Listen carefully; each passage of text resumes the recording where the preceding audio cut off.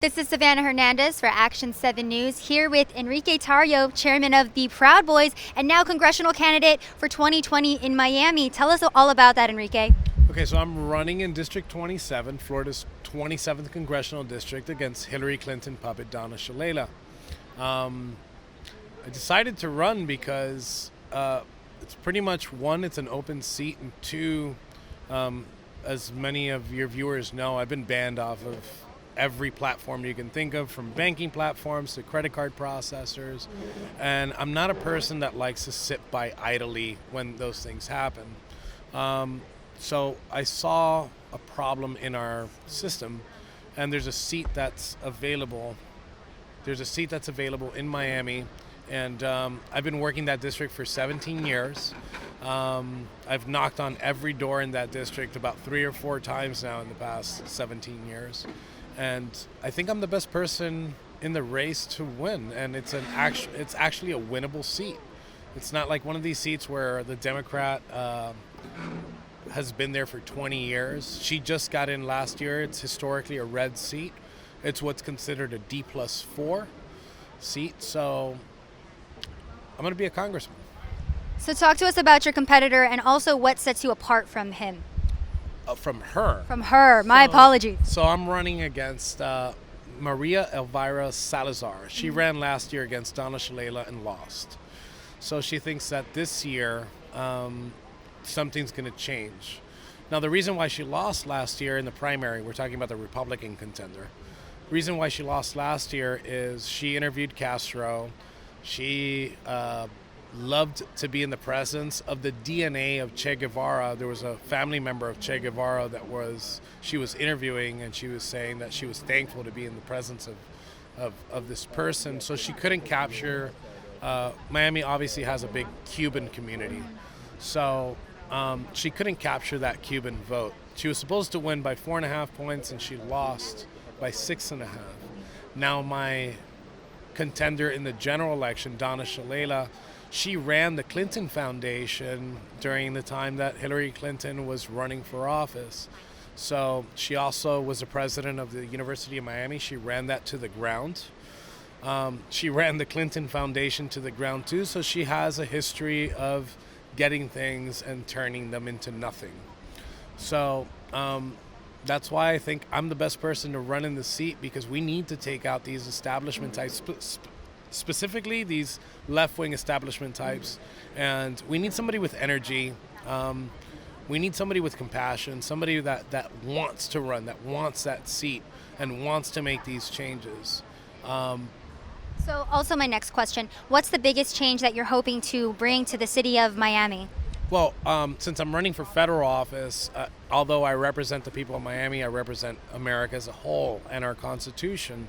So the 3 things that I'm running on is education reform. So we know that the Democrats figured out early in the 60s and 70s that the keys to holding the future are in our youth, our education system. They've held their claws onto what our education system, knowing that today, look what we have today. We have a communist, not a socialist. It's not a democratic socialist, not a socialist. We have a communist that's actually going to win the presidential primary for the Democrats. That's not something that just happened out of the blue. That's something that the Democrats have planned. So education, common sense education reform is something that I'm going to be pushing. Why don't we teach kids how to do their taxes? Why don't we teach them how to build a business? Why don't we teach our kids like simple things like how to change a tire? In those young years, you're supposed to learn things in your childhood that you're going to use in your adult life. So we're teaching false American history. We're teaching things that the Communist Party was teaching back in the 60s and 70s, but now we're doing it lightly, so later on we could have a candidate like Bernie Sanders. This isn't the end. It's going to go further left than Bernie Sanders, and they're going to cheer it on like they're doing now. So firearms training, maybe not go to the range in elementary school, but maybe like middle school and high school, but teach kids about firearm safety, and we're actually building. We'll actually build a little army of people that support the Second Amendment when they grow up because they understand. And we were also talking about censorship. You were saying that you've been banned on pretty much every single social media platform. Laura Loomer, also running for Congress, also banned, but she's doing great. She's been outraising her competitors. It seems like, she has a lot of popularity, a lot of traction.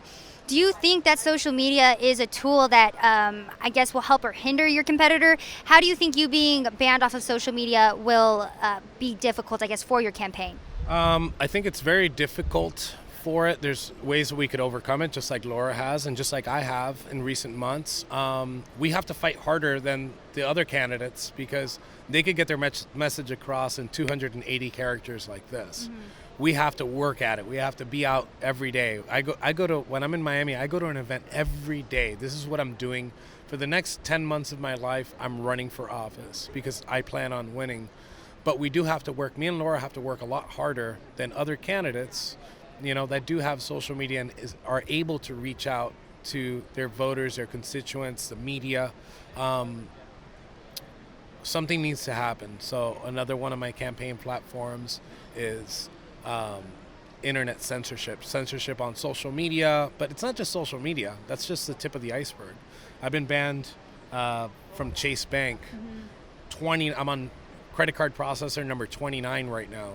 Like, they're trying to financially cripple me. But I've never been happier with my life than I am now because I feel like I have purpose. And Enrique, I was talking about it too, and basically saying that it starts on social media. It starts with them telling us, what's racist, what's not on social media, and now it's starting to bleed into the real world. Mm-hmm. Now we're being told what we can and cannot say. Now we're being banned from banks. I think GoFundMe usually takes money away from conservatives a lot of the time whenever they try to use that platform. So it's really bleeding into the 3D world, and it's something that President Trump needs to take a hold of and stand up for in 2020. Talk to people about where they can follow you and follow your campaign. One more thing to hit on that topic. So something that's happening right now is Roger Stone. Because of how he supports the president, they're putting him in chains, which is the last step before the gulags, mm-hmm. per se. But the way that you guys can follow me, go to Tarrio2020.com, click that donate link, click that follow link. You could also catch me on my Telegram channel. You could find my Telegram channel at my website, Tarrio2020.com. That's TARRIO 2020.com. Hit the Telegram and my channel's there. Also, if you want to email me, I'm very responsive to emails. But thank you guys. Appreciate it. Thank you, Enrique. Appreciate it. Thanks.